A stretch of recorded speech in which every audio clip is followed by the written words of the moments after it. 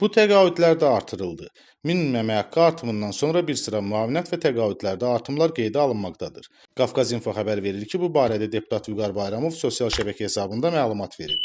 Onun sözlərinə görə bu ildən artımların reallaşdığı təqaüdlərdən biri də peşə hazırlığına cəlb olunmuş şəxslərə ödənilən vəsaitlərdir. Məşğulluq haqqında qanuna əsasən Azərbaycanda peşə hazırlığına cəlb olunmuş şəxslərin minimum əmək haqqının 50% məbləğində təqaüd verilir. 2025-ci ilin yanvar ayından minimum əmək haqqı 325 manatdan 400 manatadək yüksəldiyindən bu təqaüd məbləği də artırılıb. Belə ki, əvvəllər həmin vətəndaşlarımıza ödənilən aylık məbləğ 162,5 manat idisə, indi həmin təqaüd artırılaraq 200 manat olub. Bu o deməkdir ki, peşə hazırlığına cəlb olunmuş şəxslərə verilən təqaüd məbləği 14% artırılıb. Deputat bildirib ki, digər bir sıra təqaüdlərdə artımlarla bağlı təkliflər hazırda Nazirlər Kabineti tərəfindən hazırlanır. Təkliflərin bu ayın ikinci yarısında dövlət başçısına təqdim edilməsi gözlənilir. Bu o deməkdir ki, yaxın zamanlarda bir sıra digər müavinət və təqaüdlərdə də artımlar olacaq.